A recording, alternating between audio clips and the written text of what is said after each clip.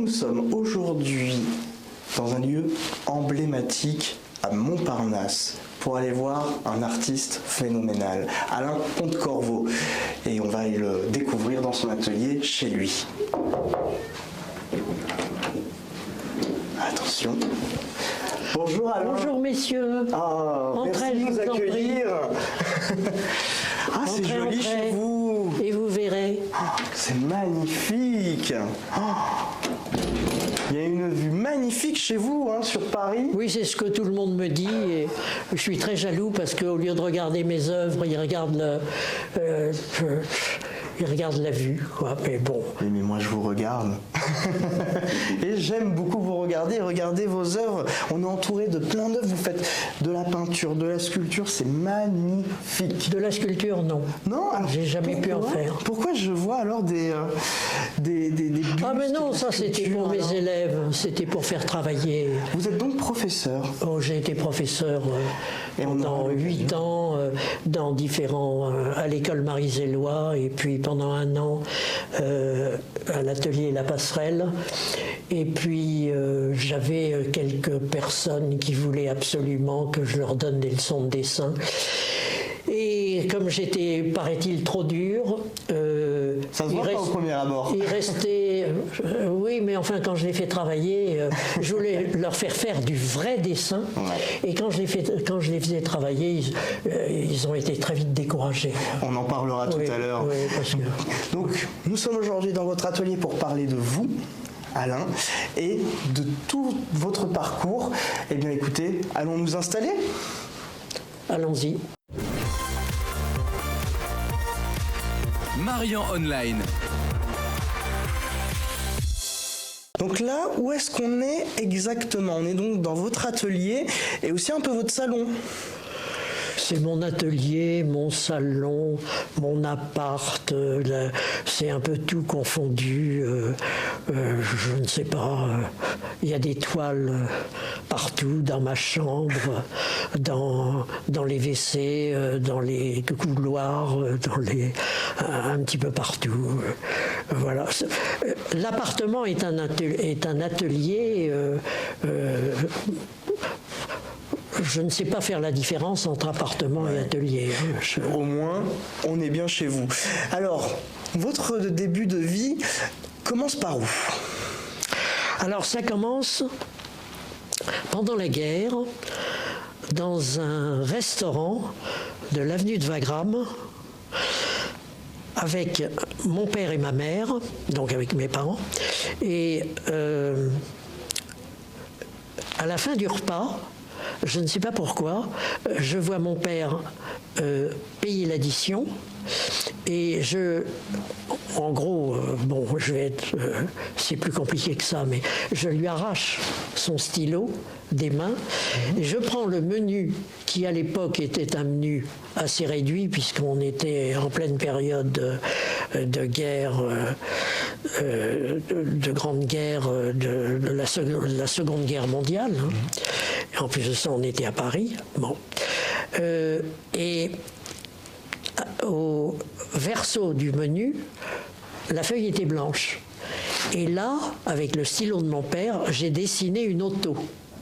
Je ne sais pas pourquoi, je ne m'en souviens même pas, mais c'est une auto qui ressemblait à une auto, avec les roues, il y avait le volant de profil, tout, ça ressemblait à une auto.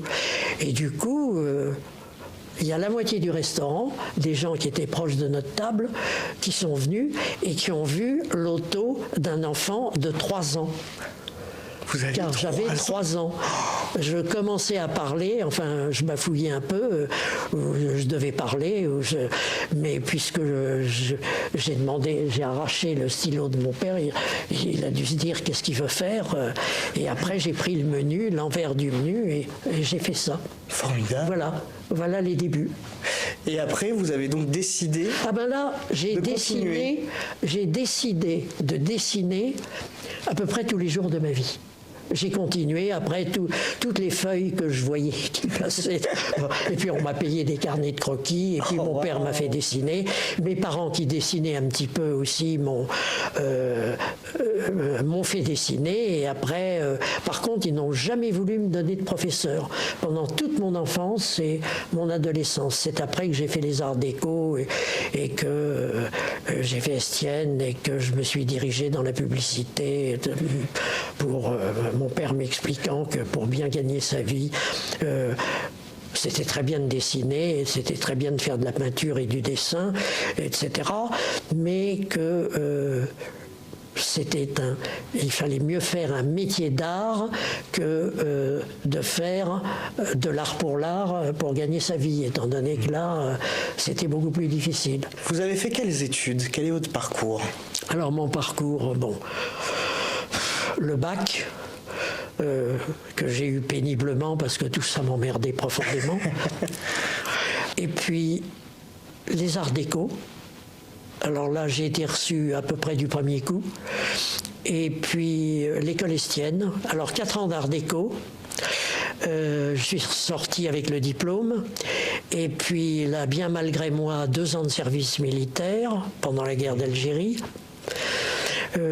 Et puis quand je suis revenu, j'ai décidé, avant de me lancer dans la vie, de faire l'école Estienne pour bien apprendre la typographie, etc. Parce que la publicité, ça demande, être directeur artistique demande, personne ne le sait, mais des notions extrêmement diverses d'application du dessin, de la mise en page, de la...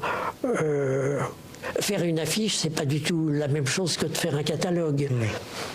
Et donc je me suis...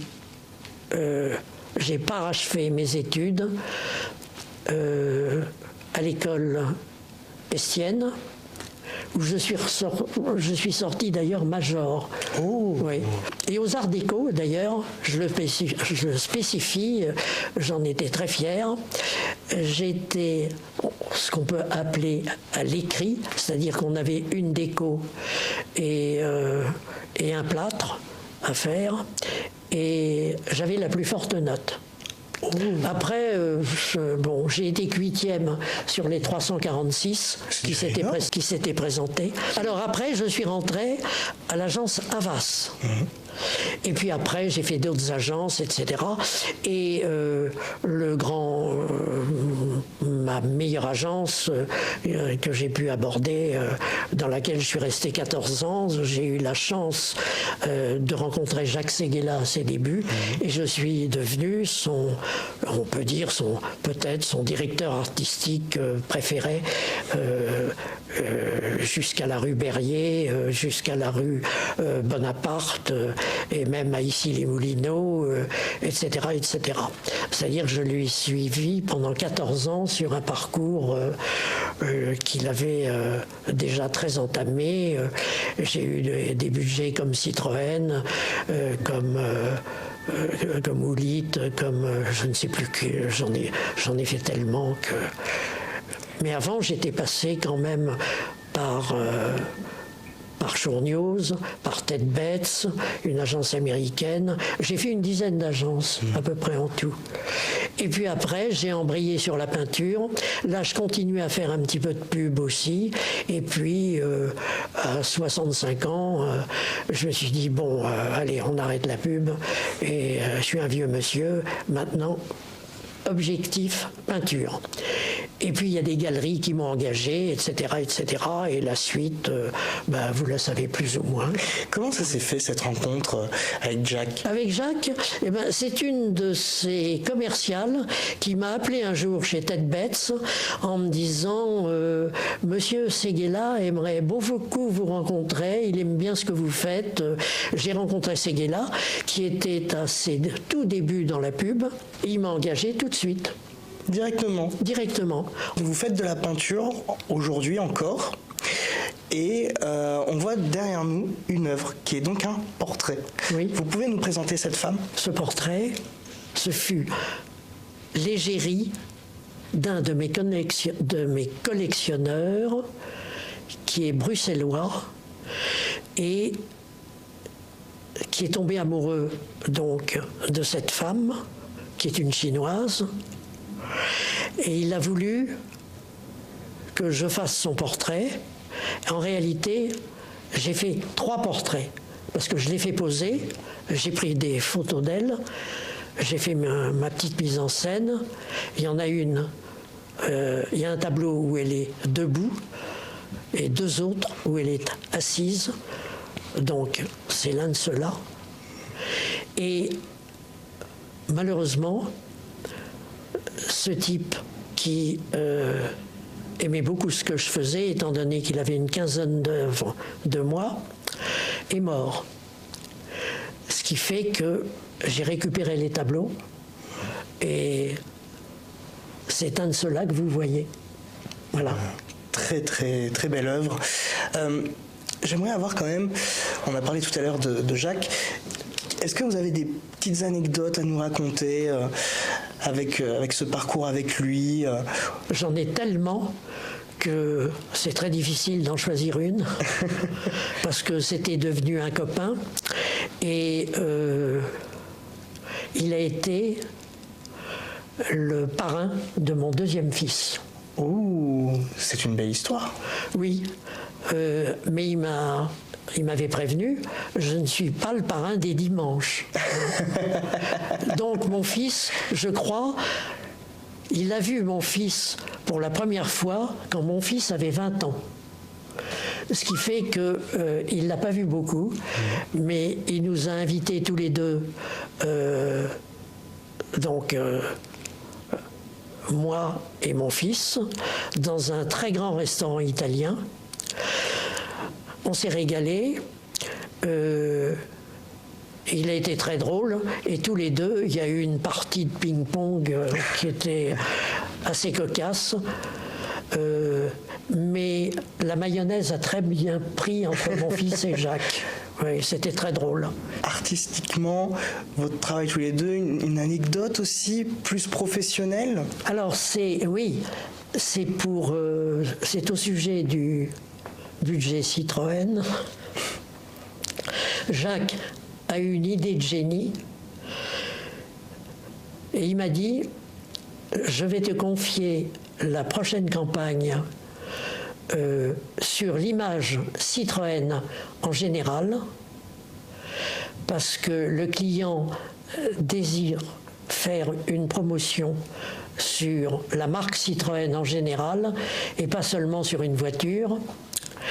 Et j'ai eu une idée, me dit Jacques, c'est d'aller chercher le plus célèbre mais le plus vieil illustrateur publicitaire, qui est Savignac. Et comme il est complètement passé de mode, c'est justement ça qui m'intéresse. Parce que son dessin est hors mode. À mon avis, il y a quelque chose à faire. Alors avec ma rédactrice, qui est devenue ma meilleure amie, qui s'appelle Anne Storck, nous avons planché sur quelque chose d'original le plus possible, et ma rédactrice a trouvé tout simplement en avant Citroën.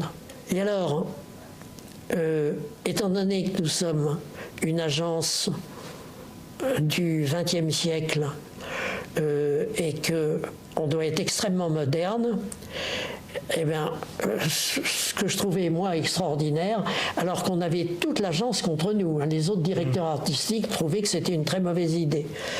On a choisi en avant Citroën, et Savignac nous a trouvé une idée extraordinaire. C'est un petit bonhomme, et il volait accroché au chevron comme un cerf-volant de la marque Citroën. Splendide. Formidable. Ça a eu un impact extraordinaire. Et chose fantastique commercialement, c'est que ils ont vendu avec cette affiche plus de Citroën que pour toutes les autres campagnes. Oh, waouh! Ça a été extraordinaire. Vous nous avez dit tout à l'heure que vous avez été prof. Mais prof, donc j'imagine, d'art plastique. Oui. Ou pour des collégiens, Alors, quel type d'élèves? J'ai été prof pour une école qui s'appelait Marie-Zélois.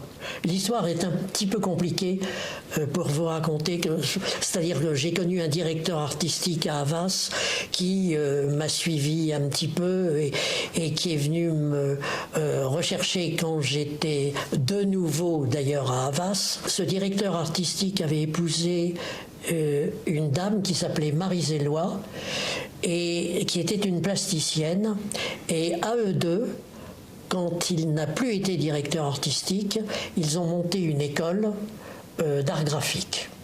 J'ai eu une classe, pendant 8 ans, j'ai eu la 3e année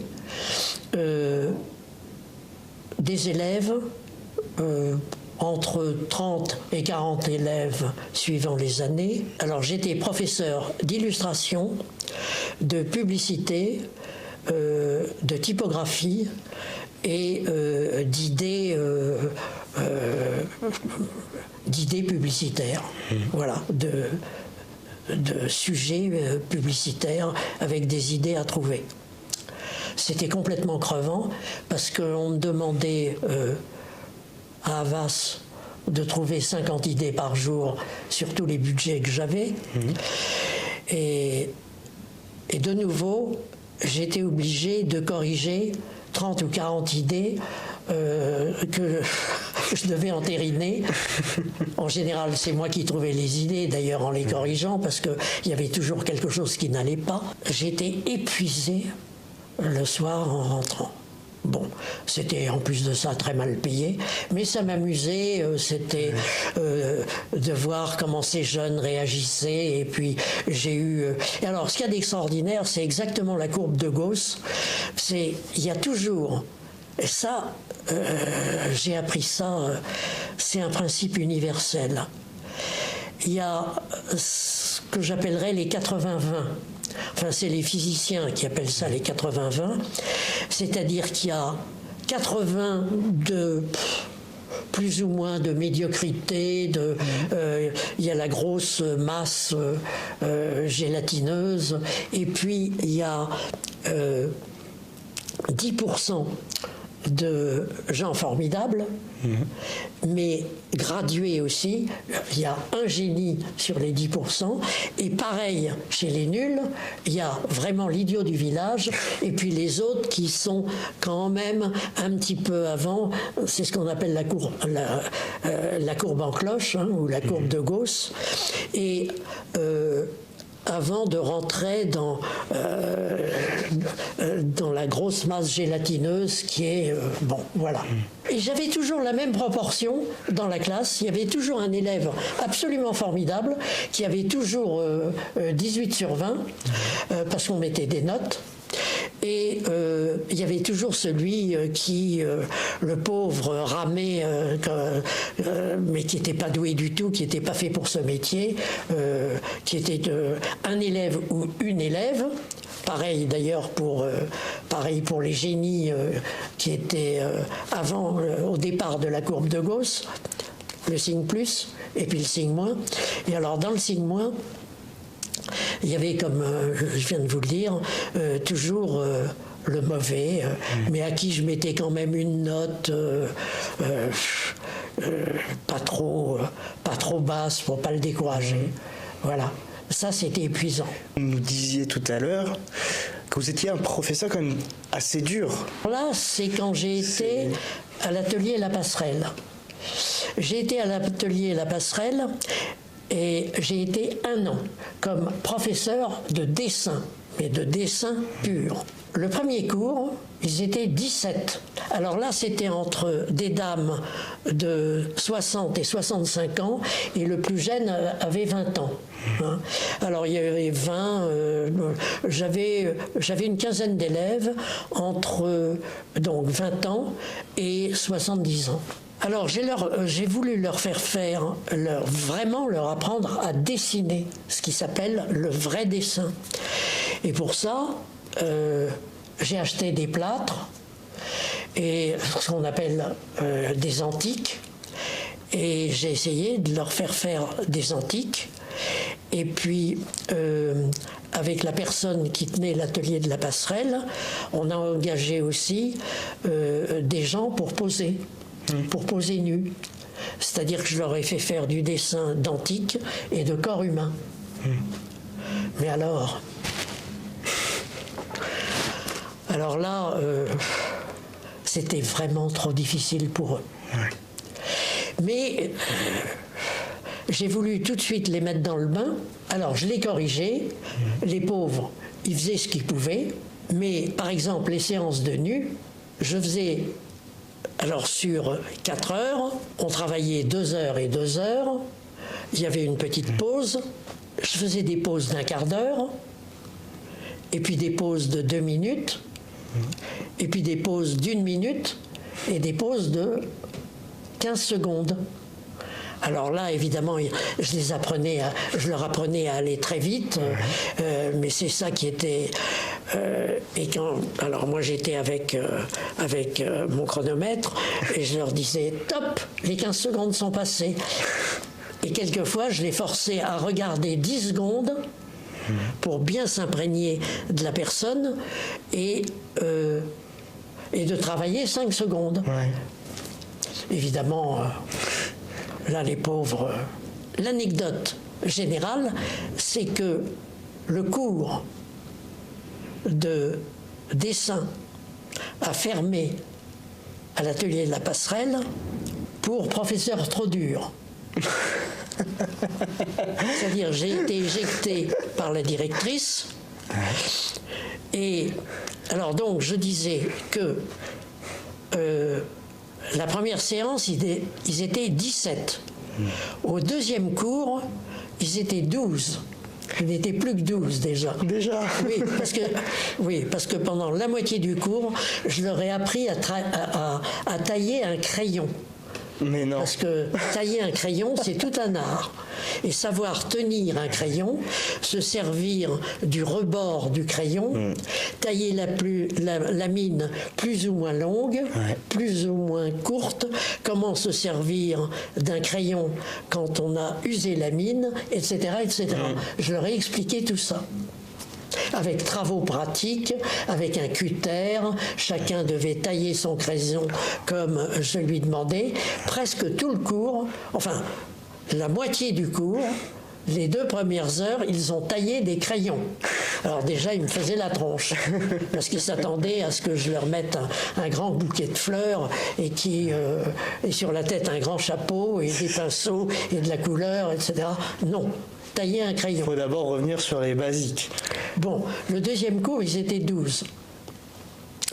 Et je leur ai fait faire un antique.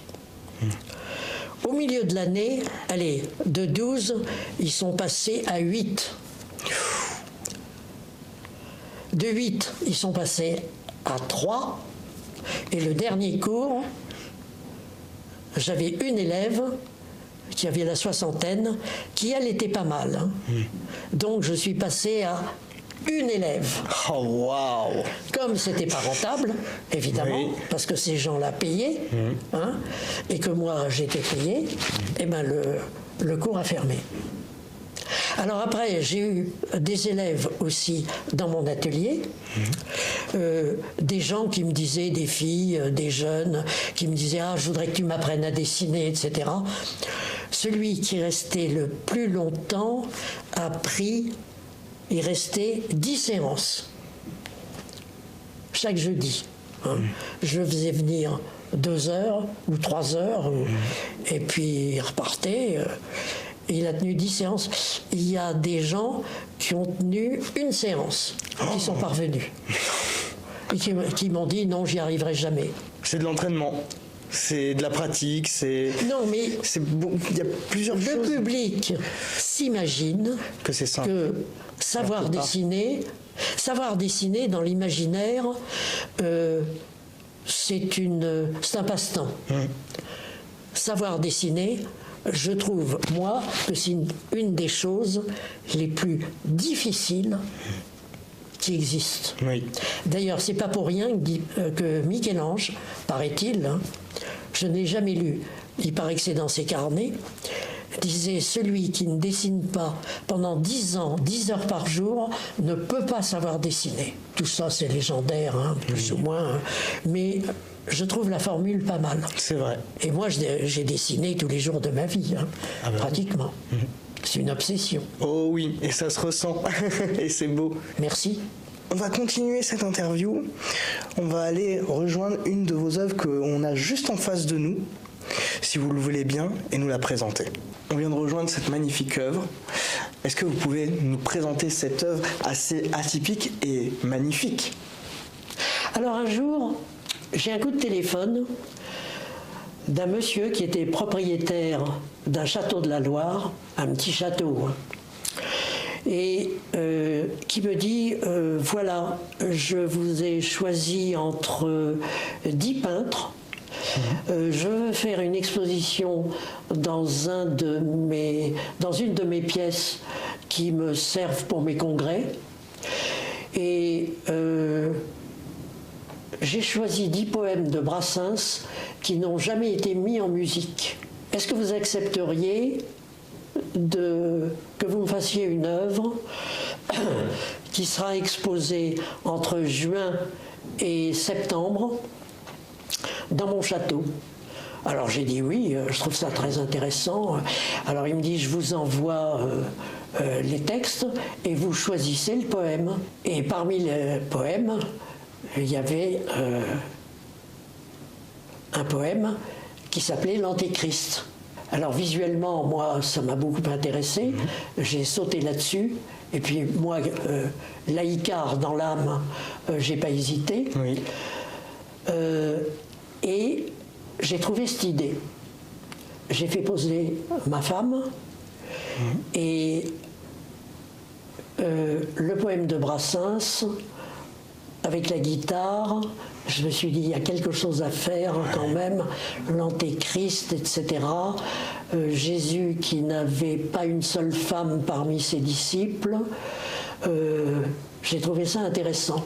Et puis, le tableau a été accepté. J'ai envoyé le tableau au château du Plessis. Et anecdote, pendant l'exposition, il y a eu un congrès. Alors, bon, le propriétaire du château gagnait sa vie avec le congrès, avec les congrès qu'il organisait, enfin, qu'il se proposait. Et on a été obligé de déplacer tous les tableaux pour mettre les tableaux dans la chapelle. Mais dans la chapelle, évidemment, il y avait des visiteurs pour les œuvres, et il y a des dames patronesses qui ont menacé d'avertir le maire de la bourgade d'à côté, je ne sais plus laquelle, si on ne retirait pas ce tableau. Alors on a retiré le tableau, et puis quand le congrès est parti, on a remis les tableaux dans la salle du congrès, des congrès. Et voilà l'histoire. Donc les dames patronesses n'ont pas été obligées d'avertir le maire de retirer le tableau. Donc on voit plusieurs éléments. Donc la guitare, qui fait, j'imagine, référence à Brassens. Ben, évidemment. Évidemment. La forme de la croix, évidemment, avec donc les frettes et le manche de la guitare. Pourquoi avoir choisi une femme et non un homme, par exemple? Sans doute parce que j'adore les femmes. C'est ma femme. Évidemment. Voilà, tout simplement. Pourquoi avoir fait justement ce contraste sombre en arrière-plan et plus lumineux dans la... Alors, parce que je connais bien, étant donné que j'ai été élevé chez les bons pères, je connais bien l'histoire du Christ, et paraît-il, mais je crois que c'est légendaire, que juste avant la descente de croix, il y a eu un orage absolument terrible. Moi, ça m'arrangeait pour pour l'harmonie générale, hein, qui est dans les tons froids, avec des chauds quand même dans la guitare, mais qui est ce ciel chargé juste avant l'orage, je respectais quand même bibliquement l'histoire. Magnifique œuvre, vraiment. Est-ce qu'il y a des petits détails que vous aimeriez nous raconter par rapport à ce tableau, ou même des petites anecdotes? Non, j'ai fait poser ma femme dans mon atelier. Là, je lui ai dit, tu te mets comme ça. Et puis voilà, tout simplement. Eh ben, merci beaucoup pour cette magnifique présentation de cette œuvre. On peut vous retrouver sur votre site internet. Donc on va mettre donc votre lien sur la description de la vidéo pour vous retrouver. Ce fut un bel échange. Merci énormément.